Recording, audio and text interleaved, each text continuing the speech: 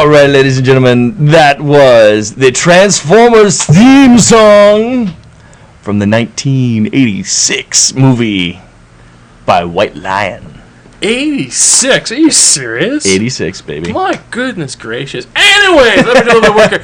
Welcome back to the Weekly Trending Fan Show. Been broadcast here in CKMS FM 1.3 on the FM dial. And basically, if you can't find us FM dial on your little radio thing because your media device is not working properly, because every media device has a radio, my friends, you can tune us in on Rogers Television 146 on the upper channels. Plus, on top of that, let's say you don't like the radio thing, you don't like the TV thing. That's cool, because we got you covered here on the Weekly Trending Fandom Show. You can dial us in at www.wtfshow.com/live and see us do all of our crazy, magnificent, fantastic things live on your favorite media device. And through the actual little break here, we got some text messages coming in, and obviously we got text messages coming in. We got our WTF PA-2014-1 coming in saying, "I missed my alarm. Oh no!" But however, she's now woken up and realized we're live on the air, and hopefully I just intercept and say, "Come on in. We are." Oh, almost gonna put that here. Send that stuff. So yeah, there we go. Sweet. Excellent. So hopefully she could come in, which would be great. And then basically our other PA, which is WTF, PA 2014-2. Hopefully he got my text message being sent out to him 10 o'clock this morning to be here for 11:30, which gives an individual exactly 1 hour and 30 minutes to get their butt down here, or 90 minutes in total. And the thing is that I just got an email from him saying, "I don't know if I should come in or not." The answer is yes. Get your asses in here, kids. Let's have a fun time. Let's bang the show off. But however, we're basically 45 minutes into our broadcast, and the thing is that even a little bit of time is better than no time at all, at least from my perspective. But however, as Freddie Mercury says, the show must go on. And with that, we're going to jump into our movie stuff. Movie stuff. Movie stuff. Yay, movie stuff. Let me get the movie stuff icon. Right. Where is it? Oh! There it is, movie stuff icon, hooray! And these text messages, what are these kids doing? Just get your ass to the station. I just woke up 20 minutes ago. I know that, dear. Just get to the station. I don't think she's listening. Oh, well. So anyways, so with moving stuff being said, 2.0, I'm going to take care of these little text messages. Mind hitting us first? Alrighty. Awesome. Let's start off with some movies stuff. I don't know if you've heard of this actress. She kind of dropped off the radar for a while. All right. She comes back and shows up and does a couple of things. She decides to get her lawyers to attempt to sue the creators of GTA 5, but which got shot down immediately. Cool. Lindsay Lohan has landed another movie role. Are you serious? Lindsay Lohan? Now, that being said, she's also the producer of this movie. So, what is it? It's going to be called Inconceivable. Inconceivable. It's inconceivable that she has another. Means what you think it means. Yes, I think it has some other connotations here. All right. Good it's yeah. Well, it's inconceivable that she's got another role. And that word is being used as you think it does. Yes. Lindsay Lohan. It's a psychological thriller. Lindsay Lohan, a psychological thriller. Yep. Okay. Hey, she can look the part. She can look any part. She's Lindsay Lohan. Oh, look, I am Lindsay Lohan. I look the part. Hire me. Ah! But so anyways, yeah. But honestly, this is her first big role since the movie of The Canyons, which pulled in a record earning of $51,000. Oh, really? Yep. That was it. Yeah, that's exciting. Yep. More Hollywood scum. More Hollywood scum. Getting garbage trucks full of money. Yep. Meanwhile, here at the Weekly Trending Phantom Show, we're trying to allure new PAs in with bowls of candy. But no, like that's how much that movie pulled in. Oh, that's how much she's getting paid. No, I just completely understood that one. That was not what she was getting paid. That was what the movie made. Well then. Yeah. What are we doing wrong? Let me look at the list here. Yeah. No. Oh, I'm sorry. What was the last pulling in of the number 3 in the box office? This week or last week? Last week. I don't have my notes from last week. It's safe to say it was several million. It's something like that. Versus it's good lunch versus money. YouTube cash. 51,000. Yeah. So what movie are you talking about? Her last movie. Oh, okay. Which was what? The Canyon. Oh, The Canyon. Yeah, Really? it didn't work out. Oh. Okay. Her acting was trumped by... Wait. Hold on. Lindsay Lohan acting? Yeah, apparently. Yeah. More community theater, I think. Imagine Lindsay Lohan doing community theater the whole thing.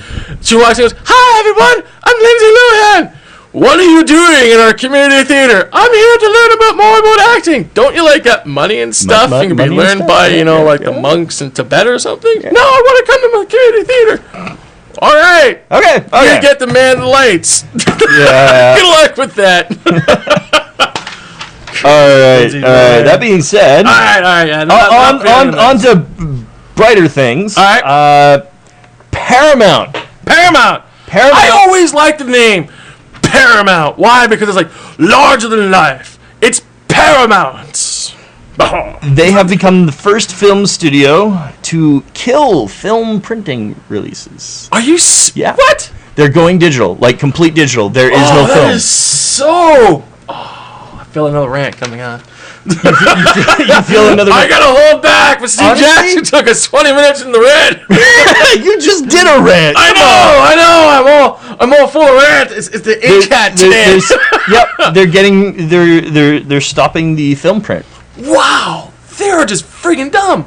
Anyways, keep going. They're done with this. I don't know. I honestly. Dumb, not done. They're done with this. Oh, they're done with this? That's right. With this. No, I think it's a good idea. No, it's not. But anyways, I'd like to hear your point of view. It's a lot better in terms of the environment. Oh, don't play that card with me, young man. I'm going to play that card. On this one, I'll challenge that card. That one, I don't know. That one, you're not having to deal with all the. All the horrible processing and the chemicals that go in the actual ocean and all the actual tar that turns into plastic. Where are we going with this? Okay. Come on. Fine. Come on. Whatever. Come on. Just some of those things are actually toxic to us. Oh, really? And you don't think the plastic that we use on a constant basis and we get to wash our hands with is bad for us? This is really all that, though. Honestly, I think that's a great idea. Moving to a digital format is a lot easier. The rant's coming. However, it's also easier for moving around and other people to hack and get a hold of and distribute. So that's not bad. It's a nice say. That's a good side of things. That's all right, so. Do I get the rebound now? Okay, what do you got?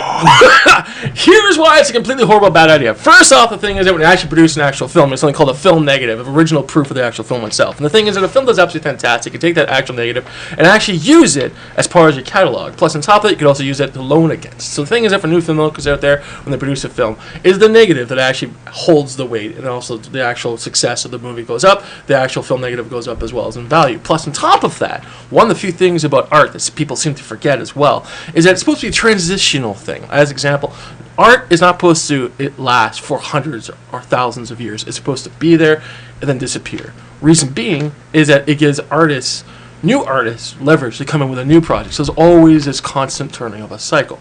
The problem with digital, it'll be around forever.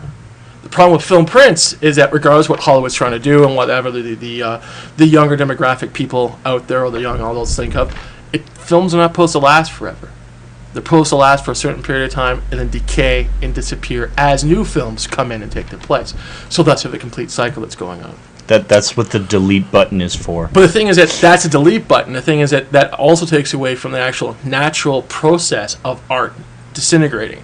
And the thing is that the disintegrating aspect's also part of art. As example, we are born, we live, and we die. That's the process, and that's the natural process thing. The thing is that film itself has a natural process behind it, because the thing is that it's organic. What I mean by that is that it starts to corrode, it starts to disappear, things start to change, and I think that's also part of art as well. Art is not a standing pool of water only. Art is always flowing and moving forward or backwards, but however, there's always movement. When you have stagnation, then you don't have art. And I do believe that you, with your acting and so forth, and you can be involved with it, you can understand with that. So the thing is that flipping to a complete digital format, I believe, sets an incredible bad precedence to what's going on. Can you take a film and make it digital? Of course you can. Plus, on top of that, one of the few reasons why we as artists are having difficulties getting our garbage trucks full of money is because everything is digital. And on top of all that, because things are digital, the whole business aspect, only been around for 100 years, is changing. And because of that, our work is getting more and more chipped away.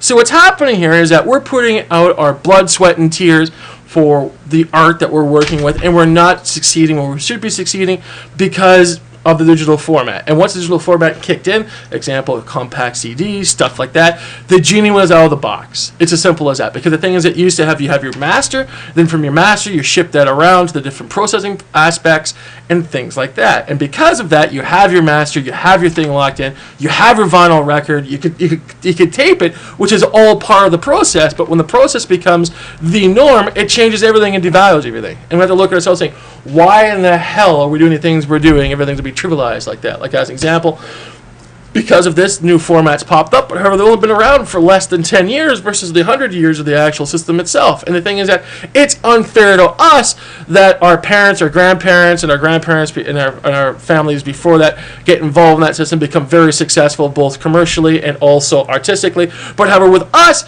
we have to deal with the garbage that's currently going on right now. And the thing is that I find that to be extremely, extremely difficult to deal with. And when we talk about environmental needs, hey, I could tackle that, no problem.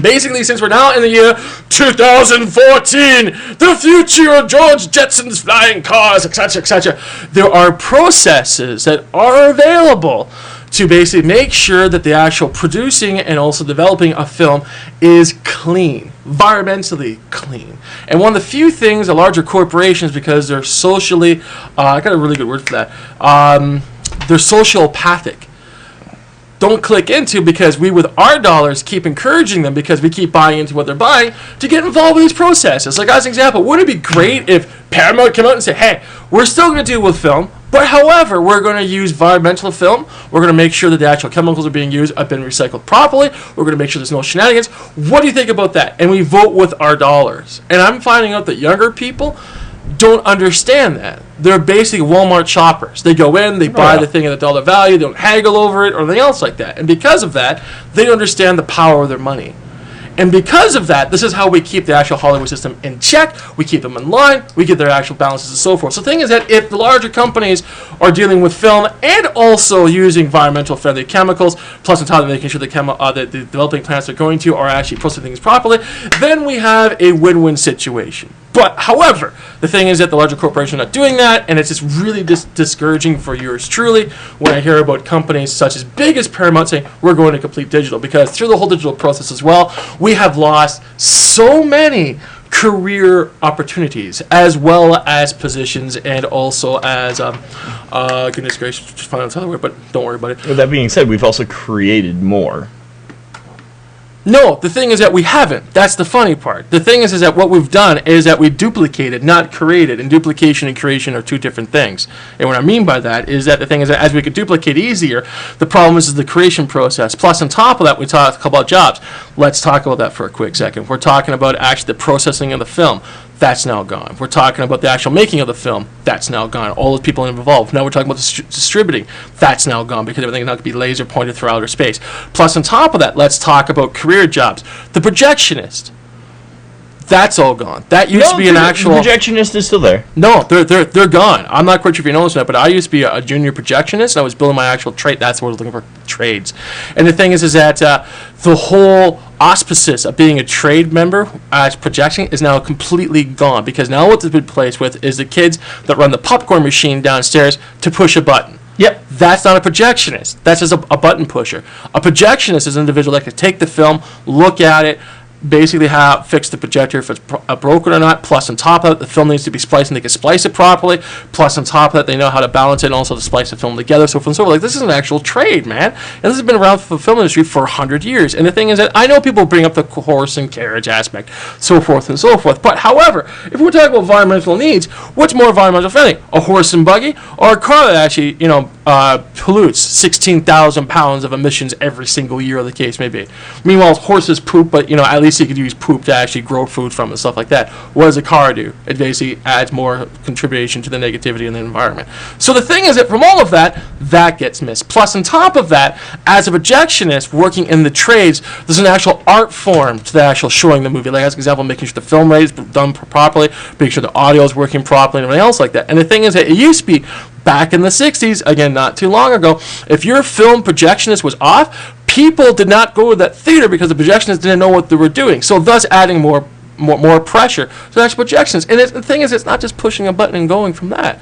The thing is that I understand technology. I like technology. Technology allows us to broadcast to the interwebs, our fantastic show, and everything else like that. But heaven forbids, I can't buy into the mantra of saying things are better, because they're not. Because what's happening as a projectionist, because working in the trade, you used to get in between $20 to $25 an hour for an actual movie. And now what's going on is the kids downstairs with a popcorn machine, basically getting soda and stuff like that, are just pushing a button and working from minimum wage. So what's happening here is the larger people that actually have the movies in their actual movie franchises, their own movie houses, are making all the money. And the kids in between are getting nothing. And the thing is that, again, we went from an actual a trade that was respectful into, can you push a button?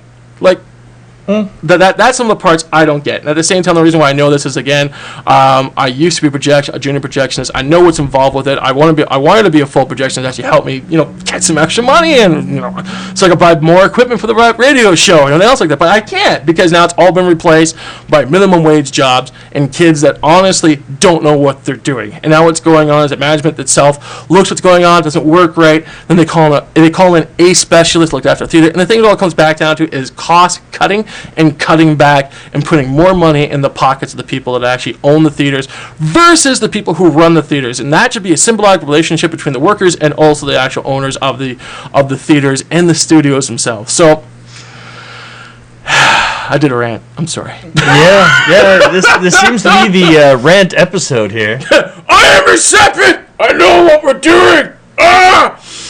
Give me my pop. Anyways, I interjected yet again. That's okay. So let's hop more into stuff. So moving forward, what else you got? I've got one. Well, I've got two, but one's fairly short. Okay. There's a new Lego Movie spot trailer. Yeah, that's cool. It's quite awesome, and I'm really looking forward to this movie. Okay. The new trailer. It focuses more on the female character that leads the main character around. Okay. And is just badass. Cool. Anyway, again, that was the short one. Okay. The other one is kind of a movie note, kind of a TV note. Okay. A show by the name of Entourage. Entourage. Yeah, I know that stupid show. Entourage went for 8 seasons. I know. Stupid reality TV. And meanwhile, we're the Trading Phantom Show broadcasting. Well, the thing is, all like the fans of the show have been wanting to have they've been asking for a movie spin-off. Really? Oh my goodness, my head's spinning. All right. It's now in shooting. Like, they are now shooting it. It is going to happen. It's on its way. Like, there's no release date, but they're filming. Okay. It's going to happen. Reality movies. I don't believe I wouldn't consider that reality. Well, if it's not a script, they're going, hey, babe, we're going to shoot on digital. Yeah, but Entourage... Just let the cameras roll. See, Entourage wasn't... It wasn't reality. Wasn't it? Am I getting my wires crossed again? Yes. Awesome. Yeah, Entourage was a story... It was a story about 5 guys trying to... Well, one of them was trying to make it into the film industry. Jesus, I remember this movie. I remember this TV show now. Okay. The thing is, I'm getting confused with the Kardashians. Oh, that is so much of my brain. No. This has nothing to do with the Kardashians. Awesome. Yeah. I like it. Okay, yeah. Yeah, that one's in the works for a movie. All right, that's cool, man. So what do you have for movie news? Well, unfortunately, I got too much, but for what I got right out of the gate, so this is sort of like fresh and new, at least I think it is. Our friend J.J. Abrams, who's working on Star Wars Episode 26 or 7 or whatever number they're at these days, is basically saying, "Hey, Star Wars," and also talking to what's his name? One of the actors from Breaking Bad, hopefully coming in. He played like Willie. Plus, on top of that, he was involved with the movie called Battleship and stuff like that. So it's interesting what's going exactly. So they're getting this actor. You remember that one country hick that seemed to be the clean cut kid that did all the talking for the clan at the end of the season of Breaking Bad? I'm seeing that look in your eye. Maybe you see, maybe you haven't. But the thing is, they're getting that guy to actually play in Star Wars now, which is like, really? And I felt this actor just completely out of place. You know what? What's that? There's one problem here. What's that? That they're asking everybody else. They haven't asked us. Yeah. I mean, everybody else has been J.J. Abrams, what is wrong with you? For 2.0, myself are more than willing to fly across the ocean and get involved with the Star Wars Episode 7 project. Yeah! I mean, come on. You know all those CGI effects of over 300 people that you can make appear? Come on. I think the two of us basically being CGI'd like 200 times, having our own stand, that would be funny. That would definitely be something. So anyways, once again, AJ Abrams is basically saying, hey, we got the script done, and we are moving forward and talking to different actors and stuff like that. So that's what's happening with that. And that's pretty much the height of my particular news. But however, the thing is that since I got mad cow syndrome, you could actually read this article in full.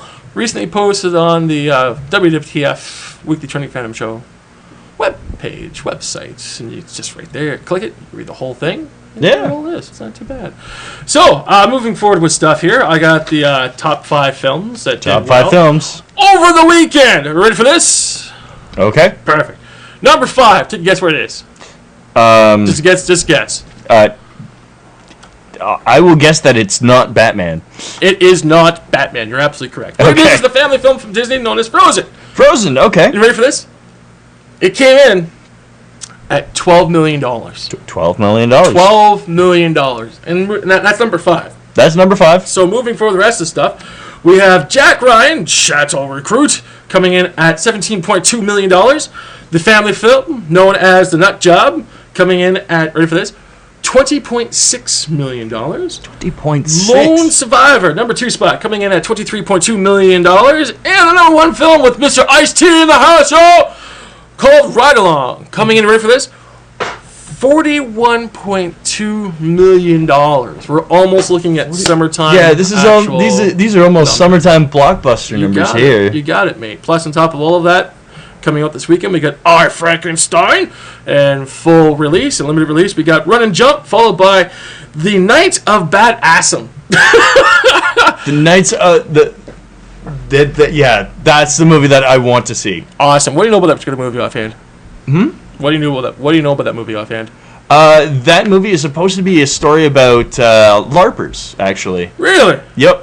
Interesting. They've been attempting to get this movie up and off the ground for a while.